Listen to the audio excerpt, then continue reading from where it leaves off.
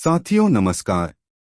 कलयुग में क्या होने वाला था इसका आभास युधिष्ठिर को पहले ही हो गया था। जब पांडवों का अज्ञातवास शुरू होने में कुछ समय शेष रह गया था, पांचों पांडव एवं द्रौपदी जंगल में छुपने का स्थान ढूंढ रहे थे।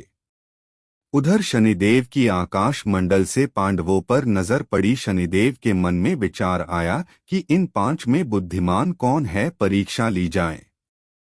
शनिदेव ने एक माया का महल बनाया। कई योजन दूरी में उस महल के 4 कोने थे, पूरब, पश्चिम, उत्तर, दक्षिण। अचानक भीम की नजर महल पर पड़ी और वो महल पर आकर्षित हो गया। भीम युधिष्ठिर से बोला, भैया मुझे महल देखना है। भाई ने कहा, जाओ। भीम महल के द्वार पर पहुंचा। वहां शनिदेव दरबान के रूप में खड़े थे। भीम बोला, मुझे महल देखना है। शनिदेव ने कहा, महल की कुछ शर्त है। शर्त 1 यह है कि महल में 4 कोने हैं, आप एक ही कोना देख सकते हैं। शर्त 2 यह है कि महल में जो देखोगे उसकी सार सहित व्याख्या करोगे। शर्त 3 यह है कि अगर व्याख्या नहीं कर सके तो कैद कर लिए जाओगे। भीम ने कहा, मैं स्वीकार करता हूं, ऐसा ही होगा। और वह महल के पूर्व छोर की ओर गया। वहां जाकर उसने अद्भुत पशु पक्षी और फूलों एवं फलों से लदे वृक्षों का नजारा देखा। आगे जाकर देखता है कि 3 कुएं हैं, अगल-बगल में छोटे कुएं और बीच में एक बड़ा कुआं। बीच वाला बड़े कुएं में पानी का उफान आता है और दोनों छोटे खाली कुओं को पानी से भर देता है।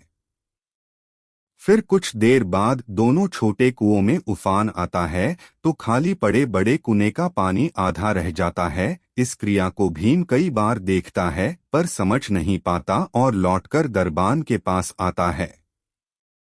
दरबान, क्या देखा आपने? भीम, महाशय मैंने पेड़ पौधे पशु पक्षी देखे, वो मैंने पहले कभी नहीं देखे था, जो अजीब थे। एक बात समझ में नहीं आई, छोटे कुएं पानी से भर जाते हैं, बड़ा क्यों नहीं भर पाता, ये समझ में नहीं आया। दरबान, आप शर्त के अनुसार बंदी हो गए हैं और बंदी घर में बैठा दिया। अर्जुन आया, बोला, मुझे महल देखना है। दरबान ने शर्त बता दी और अर्जुन पश्चिम वाले छोर की तरफ चला गया। आगे जाकर अर्जुन क्या देखता है? एक खेत में 2 फसल उग रही थी, एक तरफ बाजरे की फसल, दूसरी तरफ मक्का की फसल। बाजरे के पौधे से मक्का निकल रही तथा मक्का के पौधे से बाजरी निकल रही।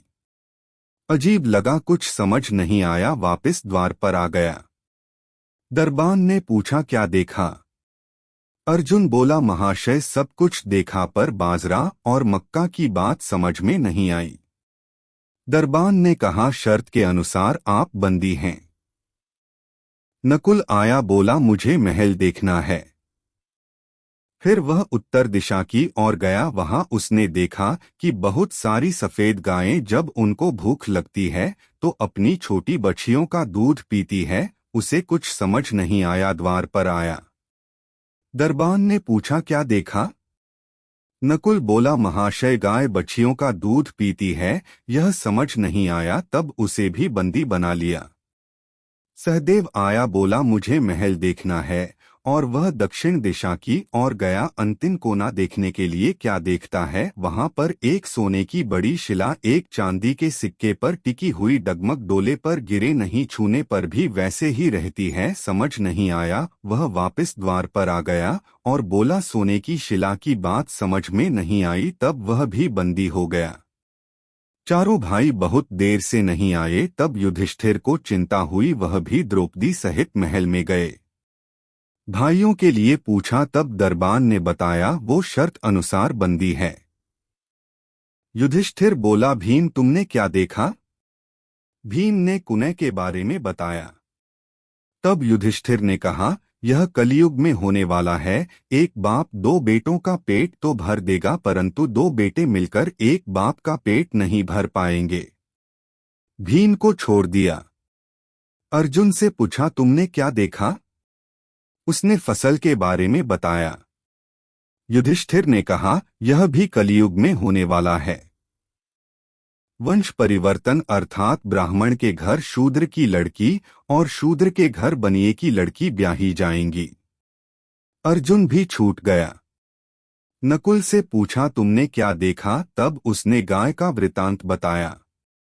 तब युधिष्ठिर ने कहा कलयुग में माताएं अपनी बेटियों के घर में पलेंगी, बेटी का दाना खाएंगी और बेटे सेवा नहीं करेंगे।